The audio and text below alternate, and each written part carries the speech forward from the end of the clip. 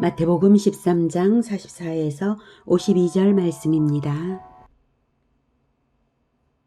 천국은 마치 밭에 감추인 보화와 같으니 사람이 이를 발견한 후 숨겨두고 기뻐하며 돌아가서 자기의 소유를 다 팔아 그 밭을 사느니라. 또 천국은 마치 좋은 진주를 구하는 장사와 같으니 극히 값진 진주 하나를 발견하매 가서 자기의 소유를 다 팔아 그 진주를 사느니라. 또 천국은 마치 바다에 치고 각종 물고기를 모으는 그물과 같으니 그물에 가득함에 물가로 끌어내고 앉아서 좋은 것은 그릇에 담고 못된 것은 내버리느니라. 세상 끝에도 이러하리라. 천사들이 와서 의인 중에서 악인을 갈라내고 풀무불에 던져 넣으리니 거기서 울며 이를 갈리라. 이 모든 것을 깨달았느냐 하시니 대답하되 그러하오이다. 예수께서 이르시되 그러므로 천국의 제자된 서기관마다 마치 새 것과 옛 것을 그 곳간에서 내오는 집주인과 같으니라. 예수께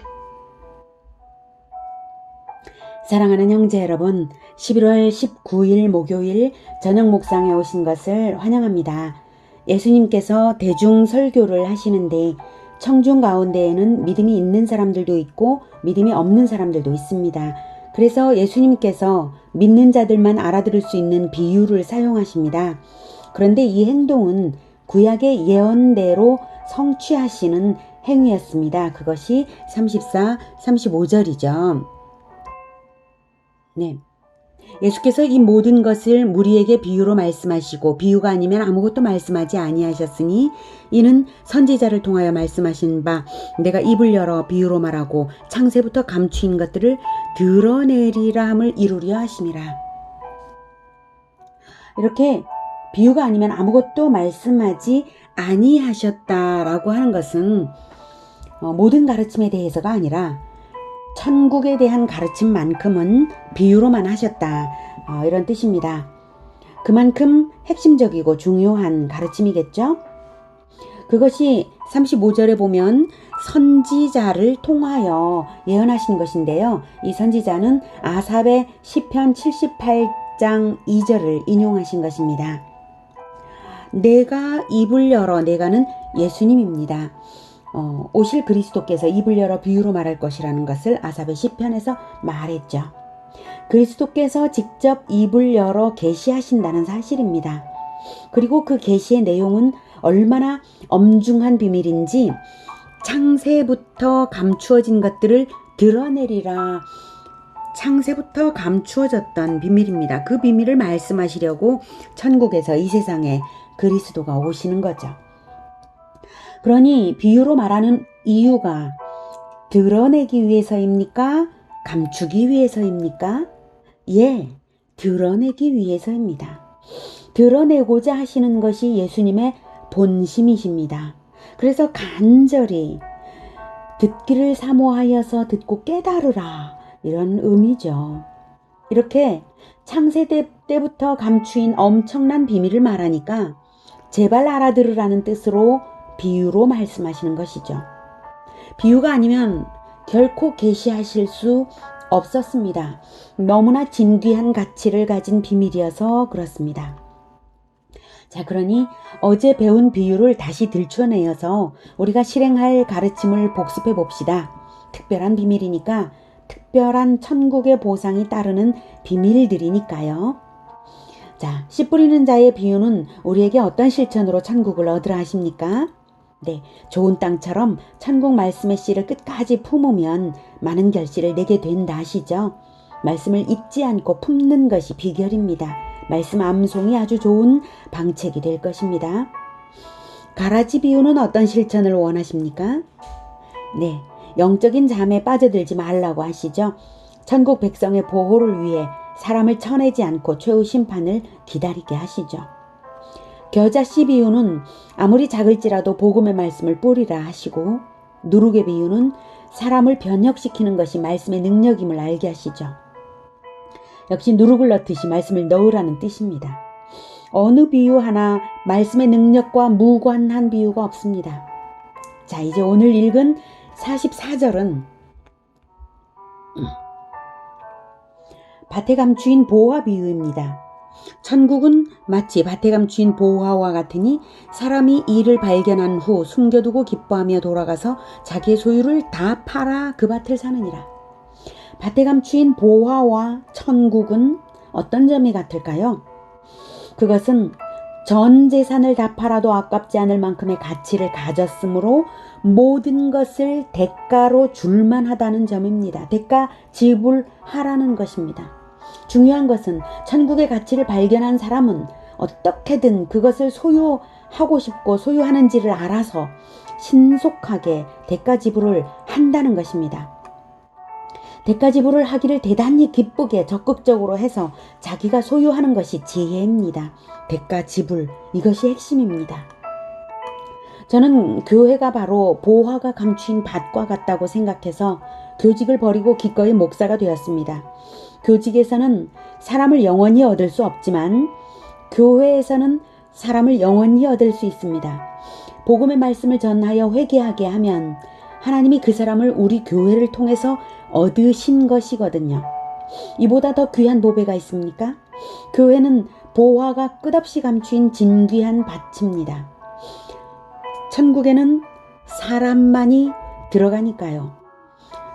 성경이 말하고 있는 보화는 사람입니다. 천국에 가지고 들어가는 건 아무것도 없습니다. 오직 사람은 들어가고 바로 그 사람이 가장 귀합니다. 저의 일생을 바쳐서 충성을 해도 전혀 아깝지 않은 보화가 감추인 밭, 그것이 바로 교회입니다. 45, 46절 천국은 마치 좋은 진주를 구하는 장사와 같으니 극히 값진 진주 하나를 발견함에 가서 자기의 소유를 다 팔아 그 진주를 사느니라. 44절과 비슷하죠. 아주 기쁘게 모든 것으로 대가 지불을 해서 천국을 얻는다는 점이 같습니다. 온 인생을 하나님을 위해서 헌신하는 사람들은 바로 천국의 가치를 발견했기 때문에 자기의 헌신이 남는 장사라는 것을 잘 알고 있습니다. 그래서 너무나 즐겁습니다. 그래서 순교를 한다 할지라도 아깝지 않고 심지어는 순교를 소원하는 사람도 있습니다. 천국에서 얻는 것은 이 땅에서 버린 것과 비교할 수 없는 보상으로 돌아오는 것입니다. 하나님과의 거래는 바로 그런 것입니다. 47에서 50절 천국은 마치 바다에 치고 각종 물고기를 모는 그물과 같으니 그물에 가득하며 물가로 끌어내고 앉아서 좋은 것은 그릇에 담고 못된 것은 내버리느니라. 세상 끝에도 이러하리라. 천사들이 와서 의인 중에서 악인을 갈라내어 풀무불에 던져 넣으리니 거기서 울며 이를 갈리라. 그물과 천국의 공통점은 무엇일까요? 모든 대상을 다 한꺼번에 담아서 거기서 골라낸다는 점입니다. 그런데 그 방법이 그 영역 안에 한 번은 들어갔다가 천국 영역 밖으로 나가게 된다는 점, 이것이 공통점입니다. 그물은 교회와 같습니다. 교회입니다. 교회 영역은 천국이면서 세상입니다. 말씀을 잘 듣고 품어서 생명이 자라게 하고 변화받고 말씀을 실천하기 위해 대가 지불을 하는 사람들은 천국에 남고 그리고 비교할 수 없는 보상을 받게 되고, 그러나 그렇지 않은 사람들은 세상으로 돌아갑니다. 그들은 다시 바다로 되돌려지는 물고기처럼 당장의 자유를 누린다고 생각할지 모르지만 그것은 버림받은 것이죠. 그것은 천국을 떠나는 것입니다. 천국은 세상 끝에 완성됩니다. 그때는 되돌아오기에는 이미 늦은 때일 것입니다. 자, 이렇게 천국의 비유들을 베풀어 주신 예수님께서 마지막으로 물으십니다. 51절 이 모든 것을 깨달았느냐 하시니 대답하되 그러하오이다. 이렇게 물으시는 이유는 7 비유를 깨달은 자에게만 그 다음 가르침의 진정한 가치가 깨달아지기 때문입니다. 그래서 그 다음 말씀하십니다. 52절 예수께서 이르시되 그러므로 천국의 제자된 서기관마다 마치 새 것과 옛 것을 그 곳간에서 내오는 집주인과 같으니라. 그러므로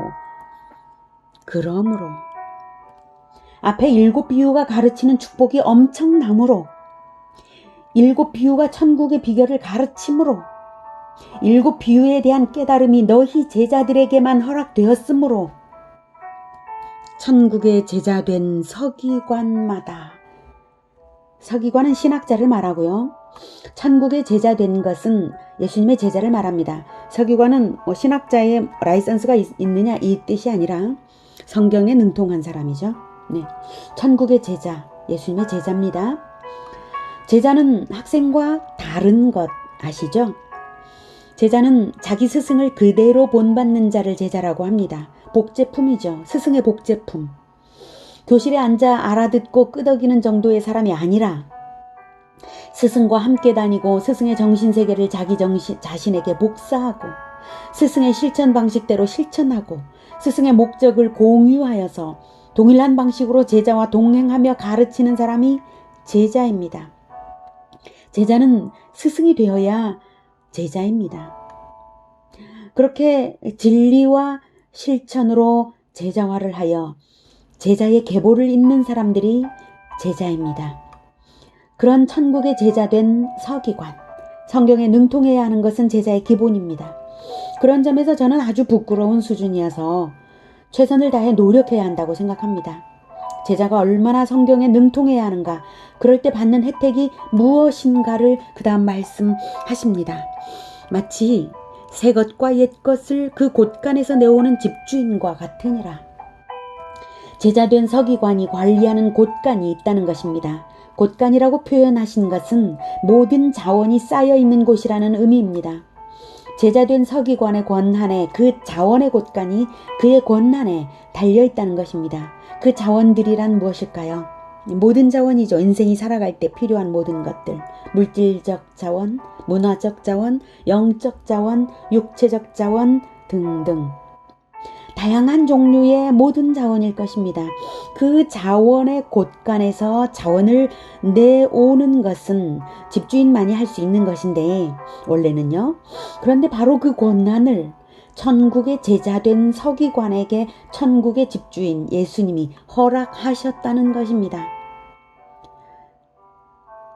예수님의 제자에게 성경을 배우고 실천하는 것, 이것이 바로 그 자원을 얻는 비결이라는 말씀을 하시는 것입니다. 옛것과 새것은 무엇일까요?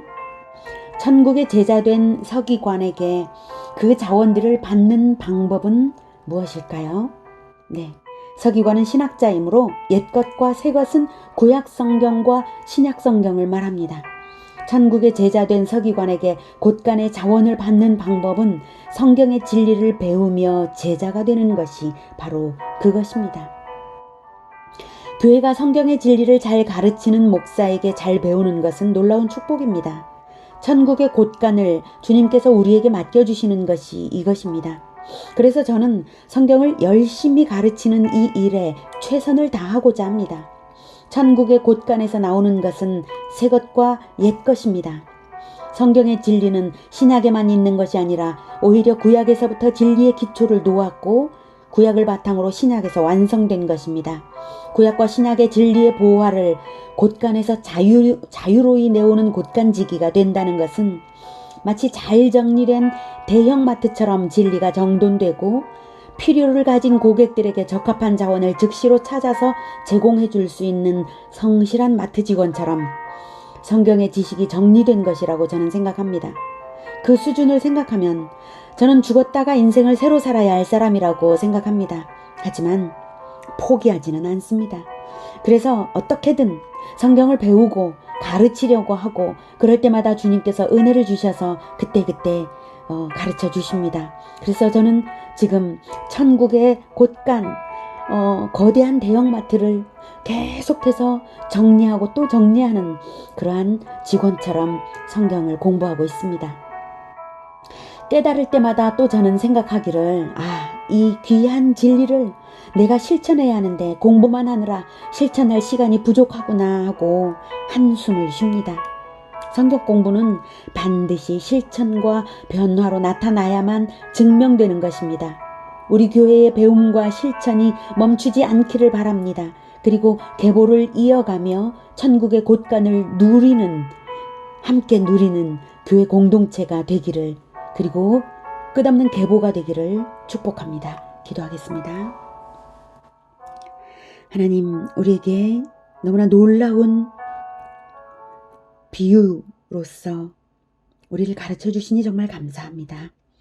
천국 비유, 이 천국 보배들을 다 우리한테 주셨으니 우리가 이것을 마음 깊이 새겨서 그리고 또 더욱 깨달아서 천국을 얻기 위하여 대가 지불을 기꺼이 하고 천국 말씀을 품어내고 반드시 추수 때까지 결실을 풍성하게 하고 그리고